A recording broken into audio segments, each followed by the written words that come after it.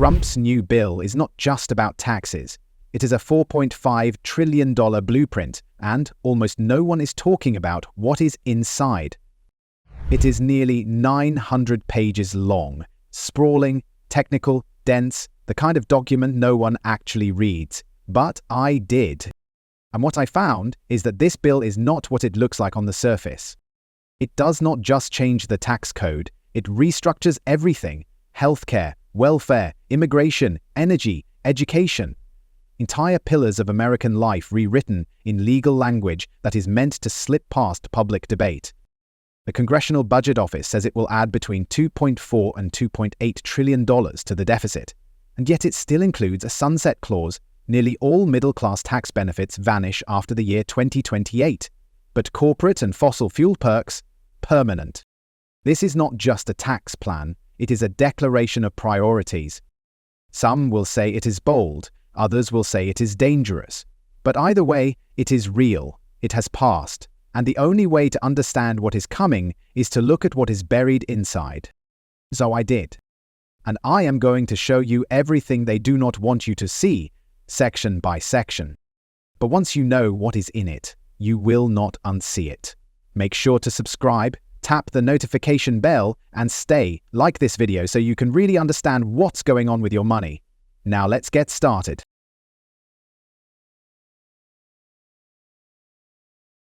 When people hear budget cuts, they often think of government waste, consulting contracts, office supplies, administrative overhead.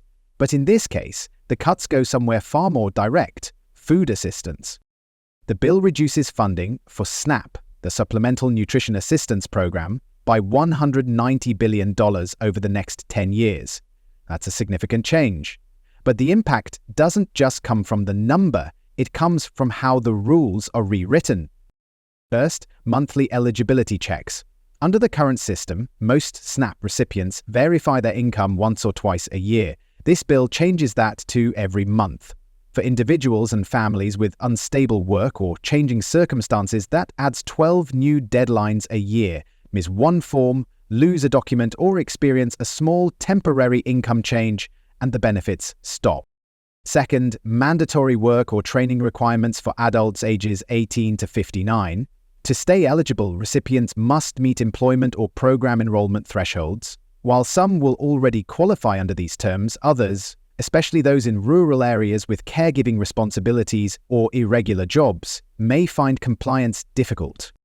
Third, states gain new discretion over access for immigrants. The bill allows states to restrict recent immigrants from receiving SNAP, even if their children are US citizens. This change doesn't automatically deny benefits, but it opens the door for each state to decide its own eligibility standards based on immigration status.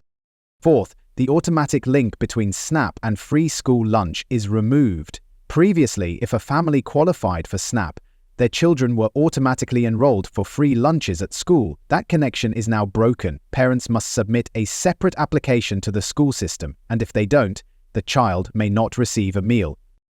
Each of these changes might seem procedural on its own, but together, analysts estimate they could result in 3 to 5 million people losing access to food assistance over the next 5 years.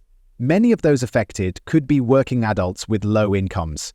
Others could be children who simply fall through the paperwork cracks. Supporters of these reforms argue that the goal is to promote workforce participation, reduce fraud, and give states more flexibility. Critics argue that the changes increase barriers for vulnerable families and introduce logistical obstacles that disproportionately affect the poor. Either way, the result is a more complex system with tighter requirements and more frequent checkpoints. Whether that leads to better outcomes or just fewer recipients remains to be seen. And if food assistance is being reshaped this way, it raises the question, what happens when the same structure is applied to healthcare? Because the next section of the bill is about Medicaid, and it builds on these same ideas of verification, work, and eligibility, but with even higher stakes.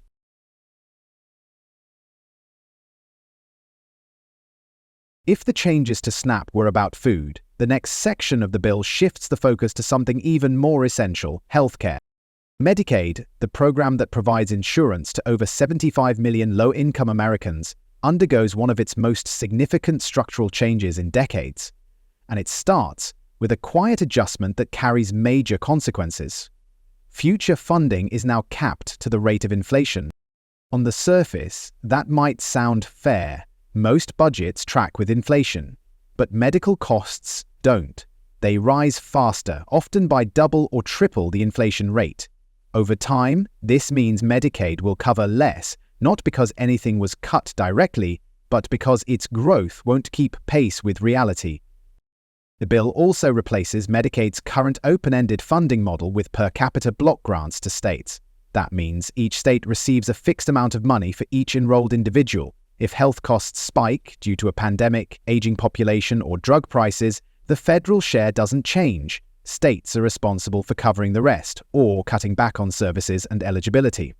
Danger A.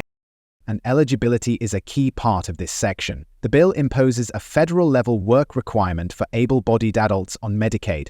To keep coverage, recipients must be working, looking for work, or enrolled in an approved job training program. There are exemptions for the elderly and disabled, but for many low-income adults, these new requirements could present logistical challenges, especially in areas with limited transportation, childcare, or job opportunities.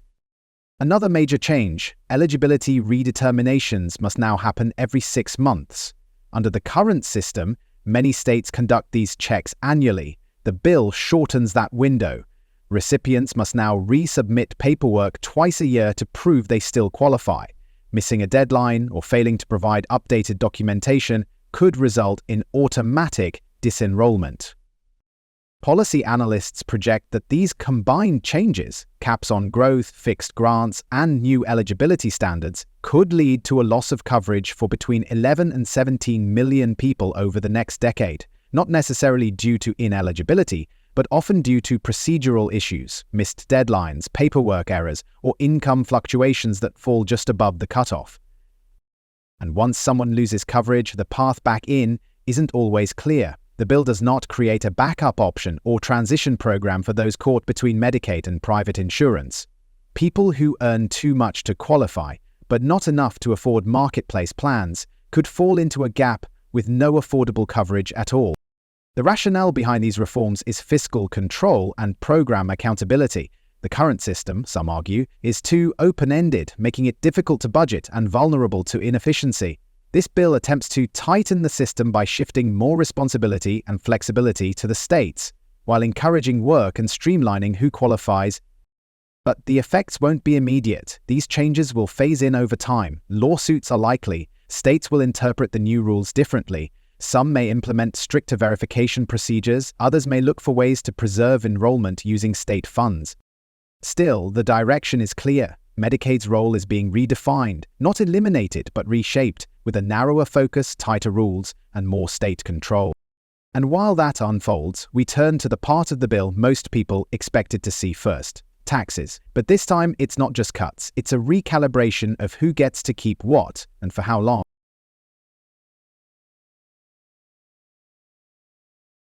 For most Americans, taxes are the part of any bill they care about most, not because it's flashy or emotional, but because it hits their paychecks, their savings, their bills. And in this bill, tax reform arrives as one of the largest sections. At the center is a familiar headline: the 2017 tax cuts are made permanent. Back in 2017, the Tax Cuts and Jobs Act doubled the standard deduction and lowered tax rates for most income brackets. But those cuts were set to expire in 2025. This bill removes the expiration dates for individuals, families, and small business pass-throughs, locking in those cuts indefinitely. The standard deduction also gets a new bump. The bill raises it to $31,500 for families. That's a meaningful shift for middle-class earners. Supporters say it will reduce taxable income for millions, particularly dual-health households, and could increase take-home pay without changing wages. Then come the targeted new deductions, starting with a senior bonus. Taxpayers aged 65 and older will now receive an additional $2,000 deduction, stackable with the standard deduction. This is framed as a way to offset inflation, prescription costs, and other fixed repayment challenges. Unlike Social Security increases, this deduction reduces tax liability instead of increasing income, keeping it non-taxable in many cases. Another big change, tips and overtime are now tax-free up to a certain limit. This is aimed directly at hourly and service workers. According to the bill's backers, an average tipped worker could keep an extra $1,300 a year, while someone with regular overtime hours might see a $1,400 increase in take-home pay. The campaign promoting the bill says this provision alone will make service work more sustainable and easier to report accurately since the tax penalty is removed.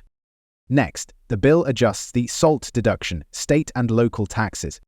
It was previously capped at $10,000. That cap is now lifted to $15,000. While this is still a limit and higher earners in high-tax states may not see full relief, it's a modest expansion aimed at appeasing critics in places like California, New York, and New Jersey. However, the cap still applies across property, income, and sales taxes combined. Then we get to the child tax credit, one of the most widely used family credits in the country. The bill raises the credit to $2,500 per child, up from $2,000. More importantly, it expands the refundable portion, meaning lower-income families who owe little or no tax could still receive the full amount as a refund. This piece alone could inject hundreds of dollars back into the hands of families with young children, especially those just above the poverty line. There's also a quiet but meaningful expansion to the Earned Income Tax Credit, specifically for childless workers. Traditionally, the EITC provided large refunds to low-wage workers with children, but only modest benefits to those without. This bill increases the amount childless adults can claim, part of a broader effort to reach workers who are single, between jobs, or aging out of other programs. It's one of the few provisions in the bill that specifically targets individuals who are not raising families. Then, a potential surprise, car loan interest may now be tax-deductible.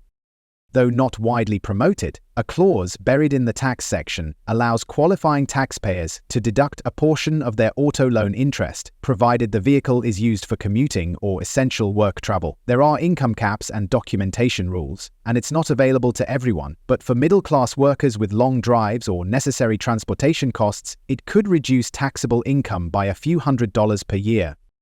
All of these changes add up. Supporters of the bill claim the typical American family could see up to $10,900 in additional take-home pay. Hourly workers could see wage-based boosts as high as $7,200 annually when combining all eligible deductions and credits. But there are two important caveats to that math.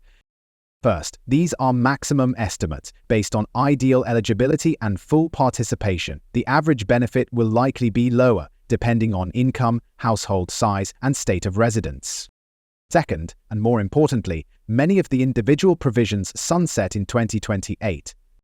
That includes the senior bonus, the expanded child tax credit, and the deductions for tips and overtime. Unless Congress votes to extend them again, these provisions vanish after 5 years. The permanent tax changes, on the other hand, mostly apply to corporations and business entities, so while families get immediate relief, it comes with an expiration date. This structure has sparked debate. Some argue that the short-term tax benefits will boost spending, reduce financial stress, and reward work, especially for hourly employees and parents. Others warn that sunsetting provisions create future uncertainty, especially for families making long-term financial decisions based on tax returns that might not hold 5 years from now. Still, for now, the impact is real. Millions of Americans will see changes to their withholdings, refunds, and taxable income starting next year. Seniors will fire with a new bonus line. Service workers may keep more of their checks. Parents will have more refund eligibility. And single workers without children, often overlooked in past credits, get a larger piece of the pie. The structure of this section suggests a deliberate balance. Some provisions are broad, others narrowly targeted. Some are permanent, others temporary. Some will help low-income households, others benefit the middle class, and the total cost, while significant, is bundled into a much larger fiscal plan that offsets certain cuts in other areas. In that way, the tax section reflects the tone of the entire bill, large in scope, varied in design, and built on a combination of extensions, experiments, and trade-offs. Whether these changes will be made permanent or adjusted again before 2028 depends on political will, economic performance, and future legislation. But in the short term, the bill offers noticeable changes for workers, families, and seniors trying to stretch every paycheck a little farther. And as we move through the rest of the bill, one pattern starts to take shape. The benefits come fast, but many of them come with clocks ticking in the background. Next, we look at the new family accounts, housing credits, and education deductions, tools designed to support savings and long-term planning. But just like the tax cuts, those tools come with limits. Let's look at what the Trump accounts really offer and who qualifies.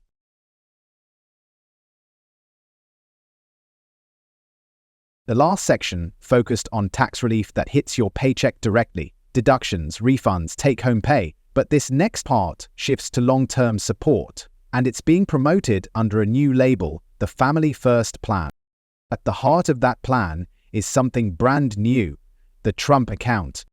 This is a tax-deferred savings account designed for lower and middle-income families. To qualify, a household must earn $80,000 a year or less. The money can only be used for specific purposes: school tuition, adoption, fertility treatments, or a first-time home purchase. To make it worthwhile, the government offers a federal match of 50 cents per dollar saved, up to $2,000 in matching funds per year. So if a family deposits $4,000, the government adds another $2,000, giving them a total of $6,000 in savings to spend on those approved life events.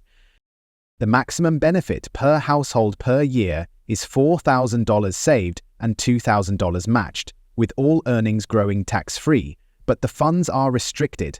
Withdraw for anything outside the approved categories and the money becomes taxable, plus penalties. This is not a traditional savings account, it's a policy-driven incentive. You have to participate actively and use the money exactly as outlined. Next is a major new addition for unpaid caregivers and stay-at-home parents. The bill introduces a refundable tax credit for individuals who leave the workforce or reduce hours to care for children, elderly parents, or disabled relatives. If the caregiver earns little or no income, they can receive up to $3,000 per year, depending on household size, hours of care, and documented need. Eligibility rules require written verification of caregiving hours, dependent condition, and relationship. The benefit is refundable, meaning you get it even if you owe no tax, but the paperwork burden is real. You have to document the time and prove the caregiving role, which could make access harder for informal or undocumented arrangements. A third provision, the bill makes permanent the paid family leave tax credit.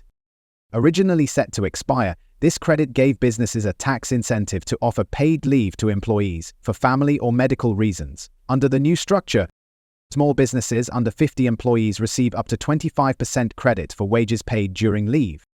Mid-size employers, 50 to 500 employees, qualify for 15 to 20%, depending on income levels and duration of leave.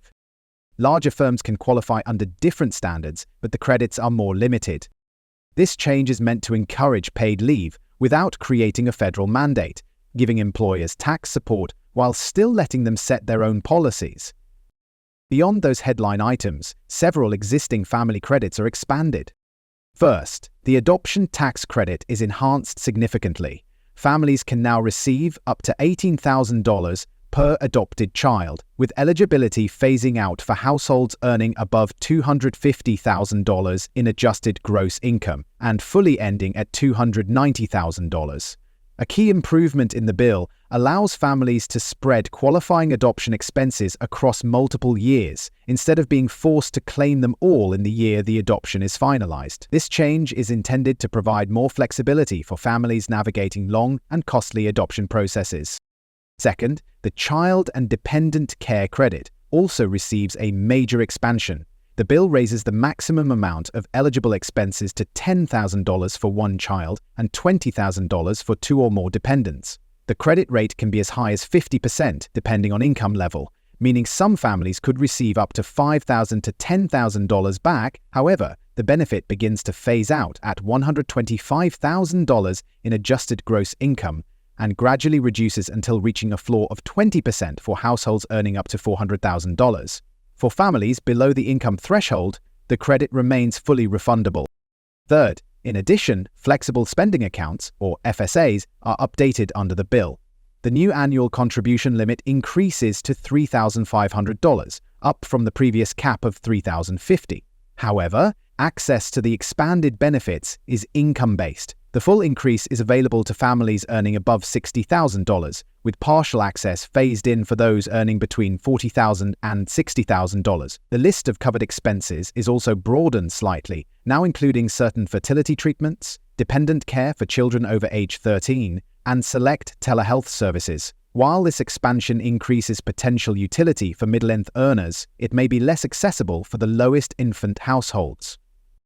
Together, these policies are designed to strengthen financial stability for families making long-term decisions, raising children, adopting, caregiving, planning for school or housing.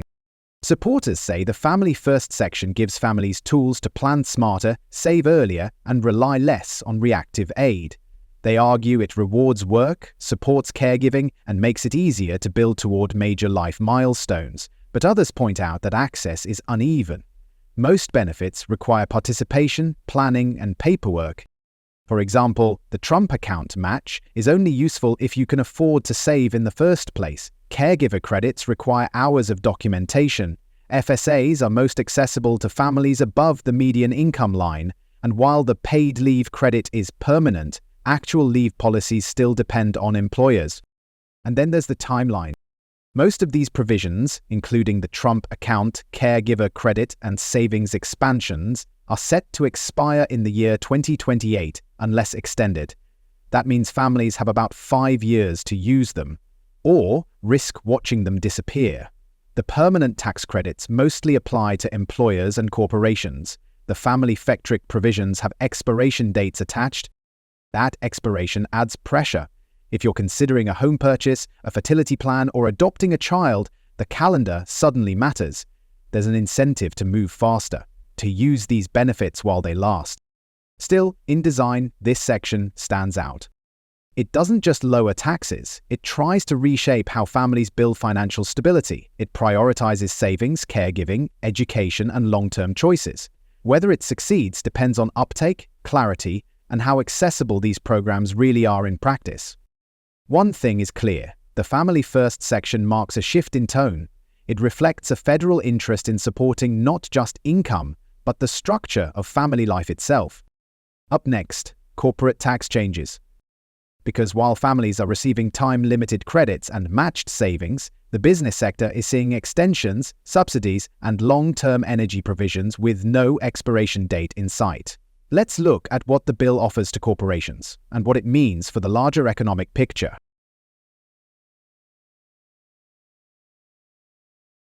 When most people hear about tax cuts in a federal bill, they assume it's aimed at individuals. But in this case, the largest and most durable changes happen on the business side.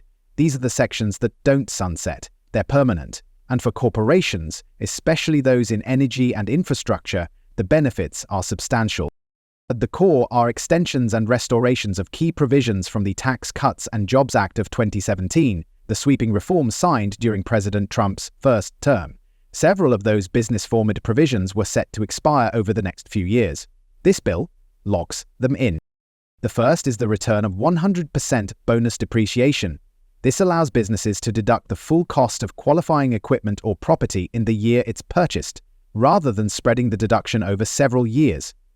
For manufacturers, logistics firms, and construction companies, this means massive upfront savings. It creates an incentive to invest immediately in infrastructure, vehicles, technology, and capital improvements. Next, the bill raises the limits on Section 179 expensing, a provision that benefits small and mid-sized businesses.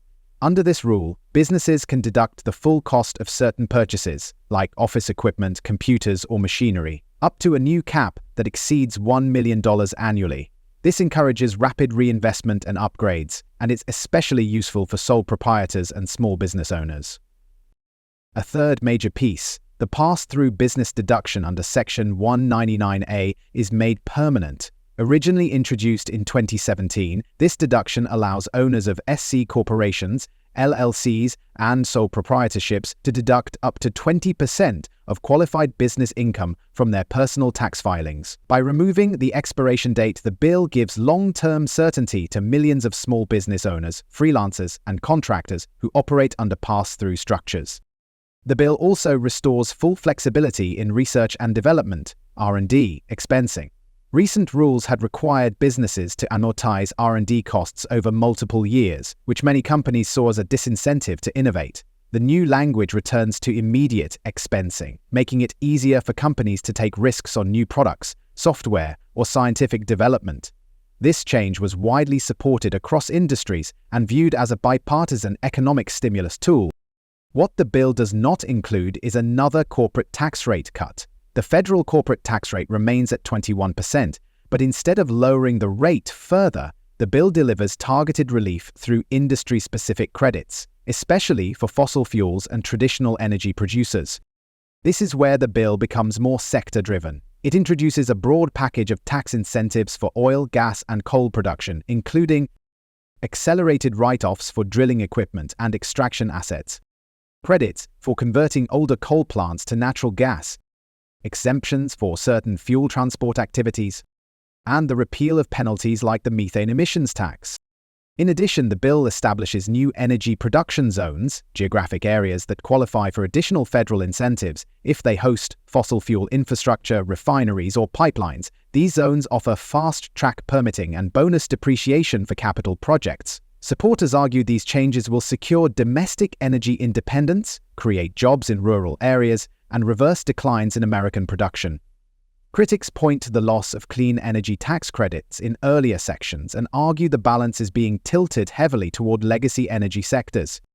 Then there's a major line item for small business, $50 billion in new federal support, distributed through a combination of low-interest loans, investment tax credits, and startup grants. This money is reserved for businesses under a certain revenue cap, typically $25 million annually, and applies across sectors including retail, manufacturing, transportation, and agriculture.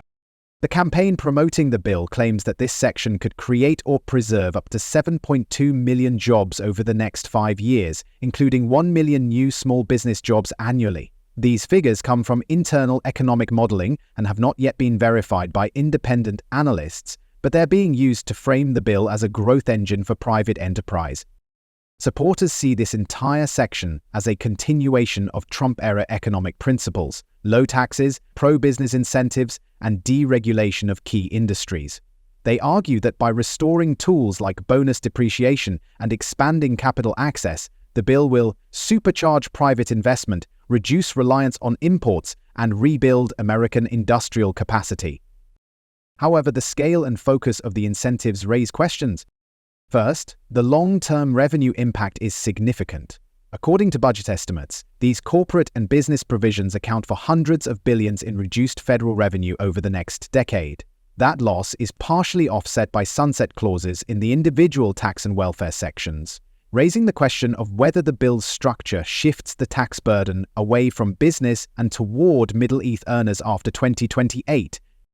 Second, the fossil fuel perks, while legal and clearly defined, have already become politically contentious. The elimination of green energy credits combined with expanded oil and gas incentives marks a sharp reversal from the policies enacted during the previous administration. Whether those changes accelerate domestic energy production or create backlash from global investors remains to be seen. But in the short term, the effects are straightforward. Corporations will have more tools to write off purchases, invest in R&D, and protect income. Small businesses will gain access to new loans and credits, plus long-term certainty for their tax structures.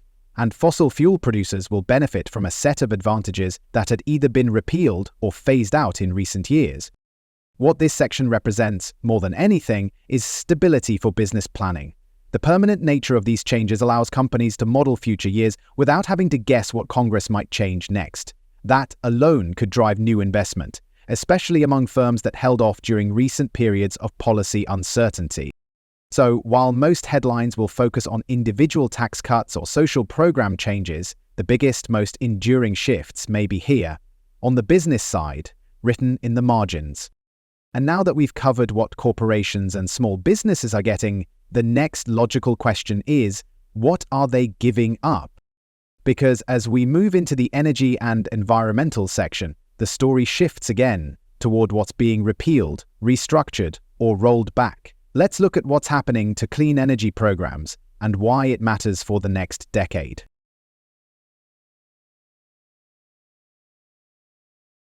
The next section of the bill doesn't just tweak environmental policy, it rewrites the trajectory of US energy planning. Tucked into the middle chapters is a full-scale rollback of the clean energy incentives introduced under the Inflation Reduction Act. Nearly all the major tax credits for solar, wind, and electric vehicles, which had only recently gone into effect, are repealed or heavily scaled back. For consumers, that means the $7,500 electric vehicle credit is eliminated, along with incentives for home solar panels, geothermal heat pumps, battery storage systems, and energy-efficient appliances. For businesses, the repeal affects utility-scale wind and solar developments, making new clean infrastructure more expensive and less competitive. Even retrofitting buildings with low-emission upgrades will no longer receive the federal credits that were available just a year ago. Instead of building on those programs, the bill shifts direction toward traditional energy production. New tax credits are introduced for coal-to-gas conversions, allowing existing coal-fired power plants to receive federal support for switching to natural gas instead of shutting down. This is framed as a bridge strategy for keeping the grid stable while reducing emissions from coal, but critics argue it extends the lifespan of fossil fuel infrastructure rather than accelerating a transition away from it. Another key provision offers new credits for carbon capture technologies, specifically for oil rigs and high TOPS facilities. Companies that invest in capturing and storing carbon dioxide from drilling operations can claim significant tax benefits under the new rules. These credits aim to position carbon capture as a viable path to emissions reduction, though the technology remains expensive, unproven at scale, and controversial among climate scientists. One of the most direct reversals in the bill is the repeal of the methane emissions fee. This fee, enacted under the Inflation Reduction Act, penalized oil and gas producers for releasing excess methane, a greenhouse gas many times more potent than carbon dioxide. The fee was meant to push the industry toward tighter leak controls and monitoring. Under the new bill, it's eliminated entirely. Then there are the energy production zones. This is a new designation created by the bill that allows for fast-tracked permitting, bonus depreciation, and infrastructure prioritization for fossil fuel projects located within certain areas, primarily on federal lands or previously leased extraction zones. Companies that drill, frack, or refine within these zones can bypass certain environmental reviews and qualify for additional tax relief on their operations. Supporters of this section argue that energy production zones will boost domestic output, reduce reliance on foreign oil, and create high-paying jobs in energy-intensive regions. They also note that many of the projects eligible under the new system had already been partially permitted but stalled under environmental rules. Critics, however, say these zones effectively lower the bar for oversight and prioritize short-term economic gain over long-term environmental stability. And yes, the Keystone XL pipeline appears in the bill. Is a specific clause authorizing the resumption of the Keystone XL pipeline project, which was revoked by executive order in 2021. The bill mandates expedited review and approval, with federal agencies required to treat the previous environmental assessments as valid, while the physical construction would still require coordination with state governments and private landowners. The inclusion of Keystone XL signals a clear shift back toward large-scale fossil fuel infrastructure. Taken together, these changes amount to a strategic rebalancing of federal energy priorities. Instead of using tax policy to guide a clean energy transition, the bill now uses tax policy to reinforce and extend fossil fuel production. Supporters frame it as energy realism, a course correction that prioritizes affordability, domestic output, and energy independence. They argue that the clean energy credits from previous bills were expensive, poorly targeted, and too dependent on technologies still in development. By contrast, they say fossil fuels are reliable, scalable, and essential for both national security and economic growth. Critics counter that this shift comes at a cost, not just in terms of emissions, but in lost momentum. Several clean energy projects that had received early-stage funding now face financial uncertainty. Solar and wind developers will need to rework cost models. Electric vehicle adoption, already facing manufacturing challenges, may slow without the consumer credit. And from a climate perspective, the removal of methane fees and restoration of drilling incentives represent a reversal of recent policy aimed at long-term sustainability. In fiscal terms, the cost of repealing clean energy credits offsets some of the new corporate and family tax breaks. Analysts estimate that rolling back the green credits recoups between $200 and $280 billion over 10 years, money that is partially redirected into energy tax provisions for fossil fuels and partially used to reduce the projected deficit increase from the rest of the bill. That's where the trade-off becomes visible. One sector's rollback funds another's expansion. This section is permanent. While many family credits and individual deductions sunset in 2028, these energy provisions, both the repeals and the new fossil fuel credits, have no expiration date. Once implemented, they are locked in unless repealed through new legislation. It's a clear fork in the road, one that will shape the country's energy policy, not just for the next election cycle, but for the next decade. And as the bill moves from energy to education, we shift from what powers the country to who gets to afford higher learning.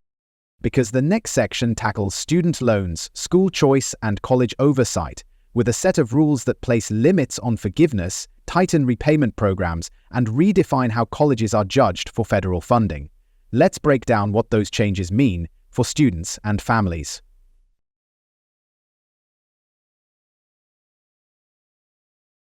The education section of the bill delivers a broad restructuring of how the federal government approaches student loans, college accountability, and school choice.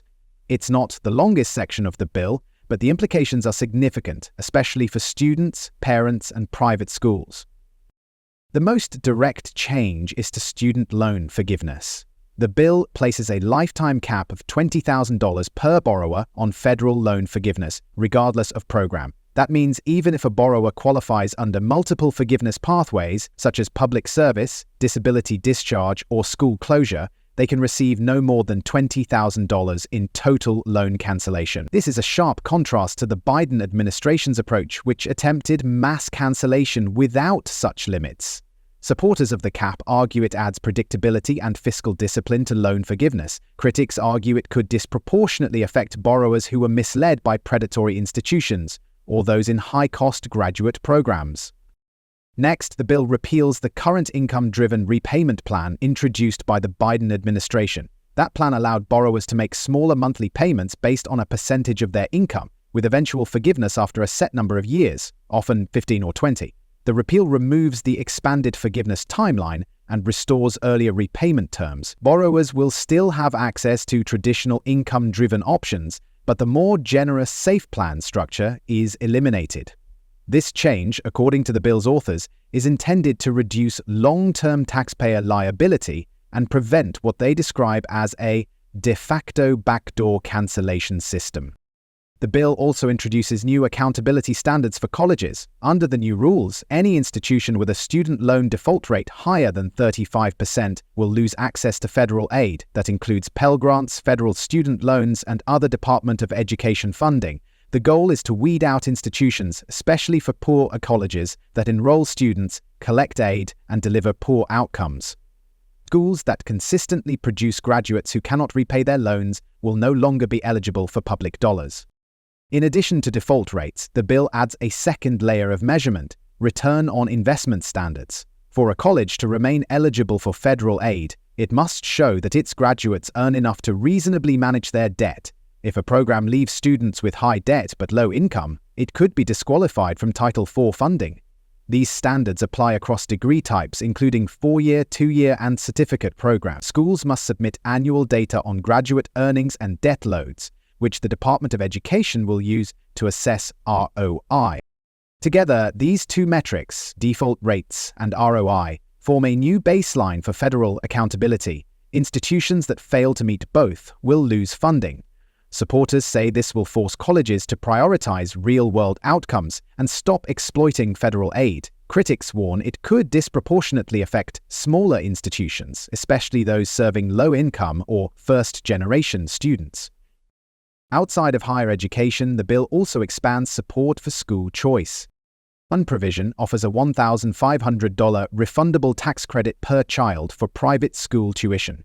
This credit is available annually and applies to K-12 tuition at accredited private institutions. Because it's refundable, families with no federal tax liability can still receive the full credit in the form of a refund check. Supporters see this as a modest but meaningful expansion of school choice, giving more families the option to move their children out of underperforming public schools.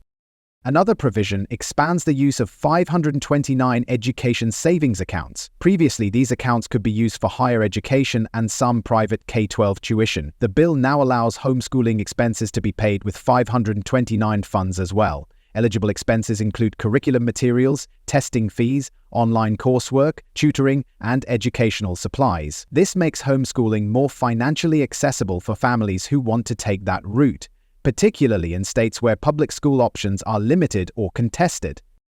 These education reforms represent a mix of cost control, accountability, and parental choice. The bill doesn't eliminate student aid or college access, but it raises the bar for institutions and limits open-ended financial guarantees. Loan forgiveness is still available, but only up to $20,000. Repayment plans remain in place, but the newest and most borrower-friendly program is gone. And while students are expected to shoulder more responsibility, parents are offered new tools to direct how and where their children are educated.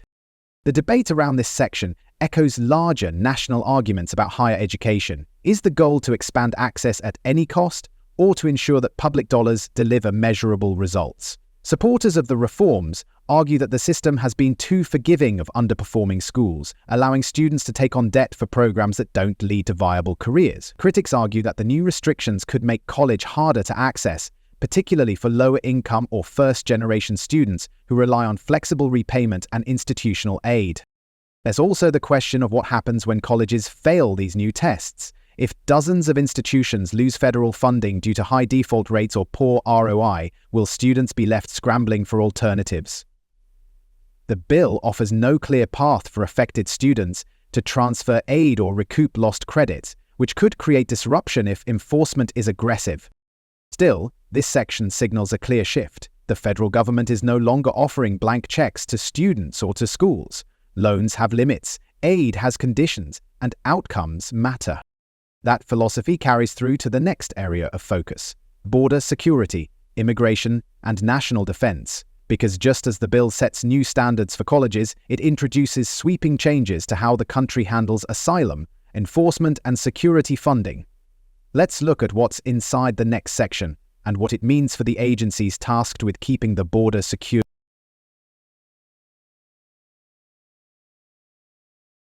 The bill's section on immigration and defense is one of its most direct and arguably most consequential.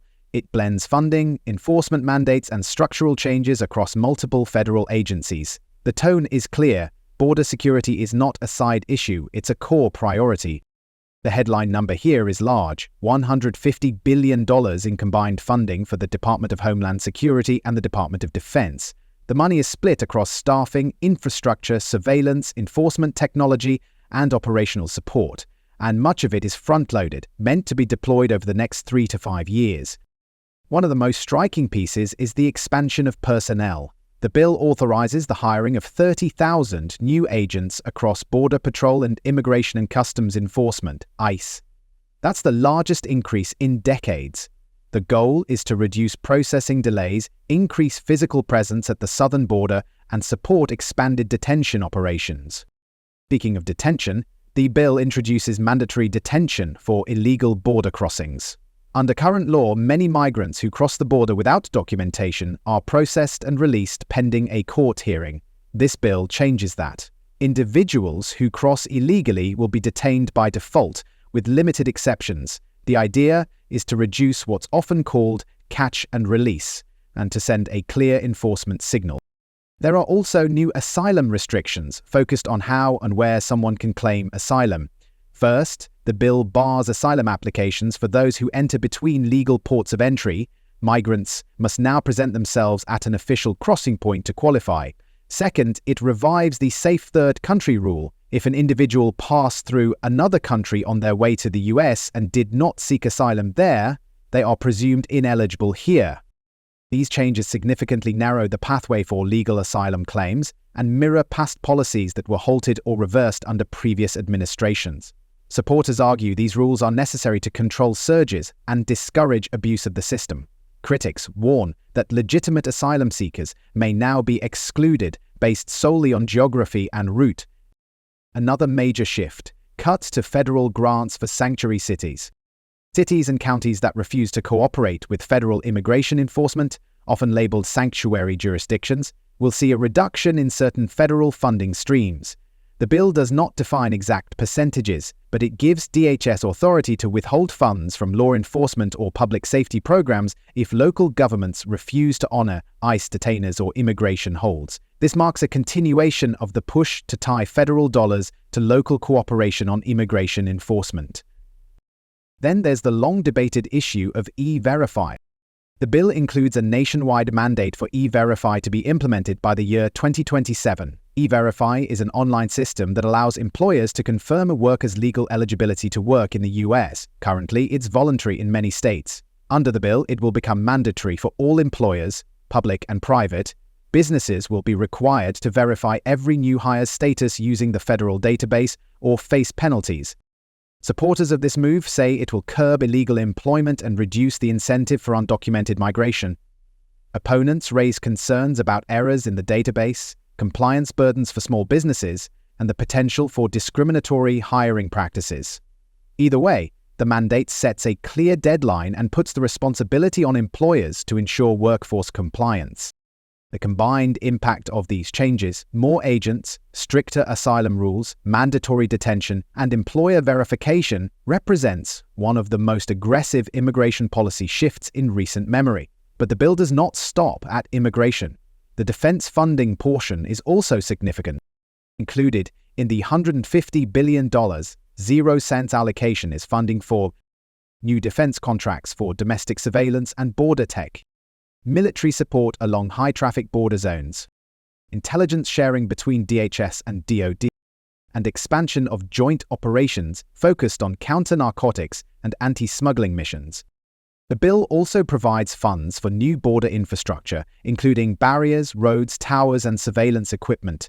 While it does not explicitly mention the wall, there are appropriations that could be used for barrier construction and maintenance, particularly in areas where previous segments remain unfinished. Supporters of this section frame it as long overdue action, an effort to secure the border, enforce existing laws, and reduce chaos in the immigration system. They argue the asylum reforms close dangerous loopholes, and the funding ensures federal agencies are equipped to enforce laws that have too often gone unenforced. Critics view the approach as too rigid. They argue that mandatory detention removes discretion from immigration judges, that asylum limits may violate international agreements, and that sanctuary city funding cuts politicized law enforcement funding. They also raise concerns that E-Verify, while functional in many cases, is not immune to errors that could cost legal residents job opportunities. Regardless of perspective, the immigration and enforcement provisions are among the most detailed and aggressively enforced sections of the entire bill. Most provisions in this section are not temporary. Unlike tax credits or family account matches that expire in 2028, these policies are permanent unless overturned by future legislation. And that permanence matters, because this is where federal priorities become clearest. Resources are being concentrated in border enforcement, detention capacity, and surveillance, not just for the next few years, but as a structural norm. As we move out of immigration and into the debt ceiling and sunset clauses, we leave the world of policy and enter the world of trade-offs, because many of the most popular individual provisions, the family credits, the tax deductions, the housing benefits, don't last forever. Now we ask, what happens when the clock runs out, and who's protected when the benefits begin to fade? That's next. Before we get to the bill's final numbers, its debt ceiling increases, its expiration timelines, there's a smaller section worth noting, not because it's long, but because it's easy to miss.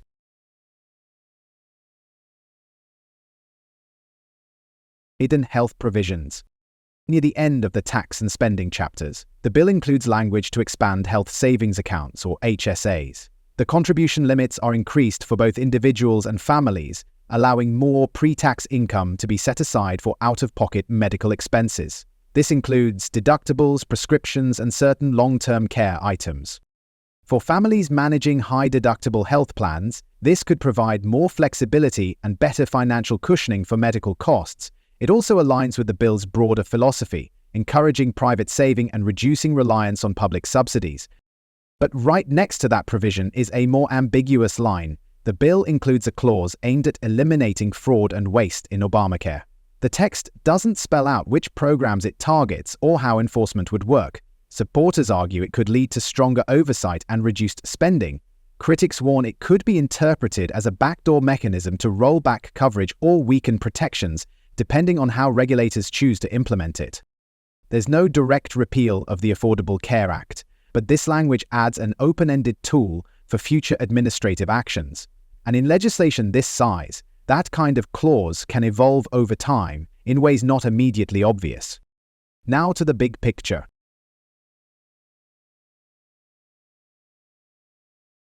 The bill authorizes a debt ceiling increase of up to $5 trillion, one of the largest in U.S. history. The increase is necessary to accommodate the full cost of the bill's tax relief, military funding, energy credits, and new family programs, all of which are scored to add between $2.4 and $2.8 trillion to the federal deficit over the next decade.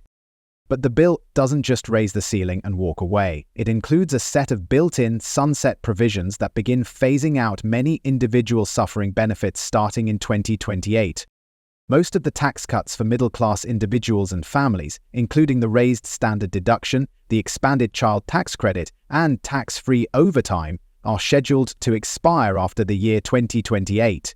Without new legislation, those benefits will vanish, returning tax policy to pre-2017 levels. Other benefits, like the Trump account savings match, the caregiver credit, and the expanded school tuition credit, are scheduled to phase out by 2030. This creates a window of opportunity for families to take advantage of the programs, but no guarantee they'll continue long-term. By contrast, the corporate tax provisions and fossil fuel incentives in the bill are permanent. Bonus depreciation, the Section 199A deduction, and energy production zone benefits have no built-in expiration dates. This creates an asymmetry. Businesses receive long-term certainty, while individuals are subject to future legislative renewal. That imbalance is one of the reasons why the bill includes a trigger mechanism.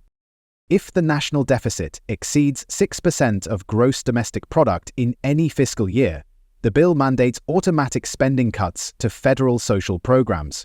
These cuts are not itemized, but the text references non-defense, non-interest mandatory outlays, which includes areas like Medicaid, SNAP, and certain educational grants. The trigger is designed as a fail-safe. If growth projections don't materialize, or if the cost of the bill proves higher than expected, spending cuts kick in automatically to contain the deficit. Supporters see this as a safeguard against runaway debt. Critics see it as a backdoor austerity clause, one that could hit vulnerable populations first if triggered during an economic downturn. The structure creates a layered timeline. Immediate relief, tax cuts, family credits, small business support. Medium-term benefits, Trump accounts, private school credits, caregiver refunds. Long-term advantages, permanent corporate deductions, defense funding, and fossil fuel incentives. Uncertain future, sunset clauses after 2028, and a trigger that could reshape safety net programs in a single fiscal year. Whether this structure is strategic or risky depends on your perspective. On the one hand, it gives the economy a burst of front-loaded relief and investment, with long-term policies designed to drive growth and business confidence. On the other, it builds in a form of volatility, where household benefits expire and social programs face automatic cuts if the numbers don't work out. For now, none of those sunsets or triggers are active. They're scheduled, not immediate. But they frame the entire bill as a kind of clock, where the first 5 years offer benefits and the years after depend on what Congress does next. That's what makes this section different from the rest. It doesn't create a new policy. It sets conditions. It draws a timeline for when benefits end, when rules change, and when fallback mechanisms kick in if growth doesn't deliver. And that brings us to the final part of the breakdown: who actually wins and loses. Because if you've made it this far, you already know this bill is more than a tax plan, it's a full economic strategy. Now, we pull it all together and look at which groups come out ahead and who's left behind.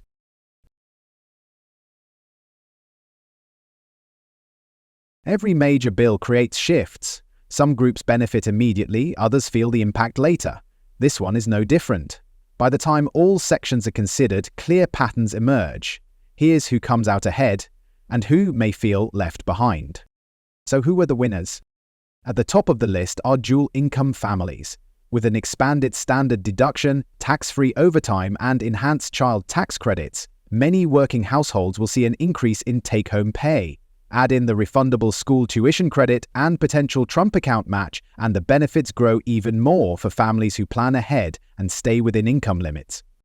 The fossil fuel industry is another clear winner. With permanent tax incentives, repealed emissions penalties, and new energy production zones, the bill delivers long-term structural support for traditional energy producers, especially oil, gas, and coal. Homeschoolers and private school parents benefit from expanded 529 account uses and the $1,500.00 annual tuition credit. Combined with the bill's broader theme of family-directed savings, this section opens the door to more school choice and education customization. High earners, especially in high-tax states, see partial relief with the SALT cap raised from $10,000.00 to $15,000.00. It's not a full repeal, but it offsets some of the federal tax burden for those with large property or income tax bills. And seniors gain from the $2,000.00 bonus deduction and expanded HSA contribution limits, giving retirees more flexibility on fixed incomes. And the losers?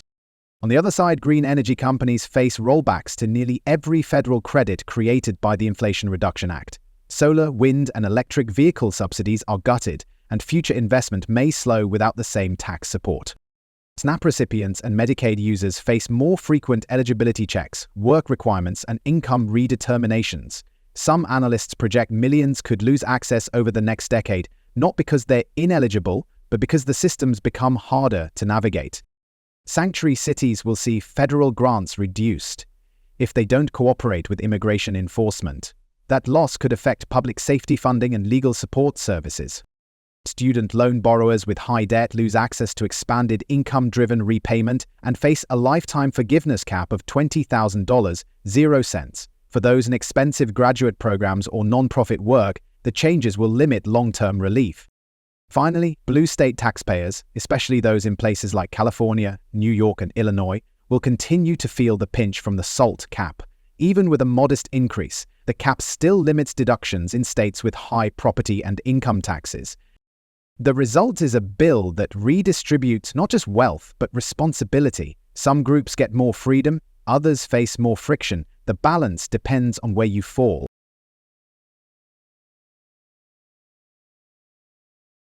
Buried in the final chapters of the bill are provisions that don't make headlines, but carry long-term legal consequences. These clauses reshape how the federal government handles enforcement, oversight, and non-profit activity. One of the most direct changes is a $16 billion.00 reduction in IRS enforcement funding. Supporters argue this aligns with the bill's broader goals of reducing government overreach. Critics warn it may limit the agency's ability to investigate high-dollar tax fraud or collect unpaid taxes efficiently. Either way, it reverses recent efforts to expand IRS capacity. A more striking legal shift is the addition of obstruction of immigration enforcement as a new federal felony. The definition includes interfering with deportation operations, aiding individuals evading detention, or disrupting federal immigration actions. How broadly this is interpreted could depend on future enforcement priorities, but the statute gives prosecutors a new tool with significant penalties. This ties into another clause. Non-governmental organizations, NGOs, that provide aid to migrants could face asset seizures if accused of supporting illegal entry or violating new enforcement laws. While the bill does not name specific groups, it gives DHS expanded authority to investigate and freeze assets linked to so-called border crime.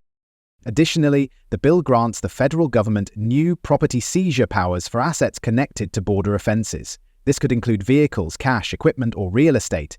Critics argue it increases the risk of civil asset forfeiture without conviction. Supporters frame it as a deterrent to trafficking networks. Lastly, the bill expands donor anonymity protections for nonprofit organizations. Under the revised rules, nonprofits no longer have to disclose their largest donors in most filings, even if politically active. This builds on earlier decisions like Citizens United, further shielding donor identities from public view. Supporters call it a win for free speech. Opponents worry it reduces transparency in political influence.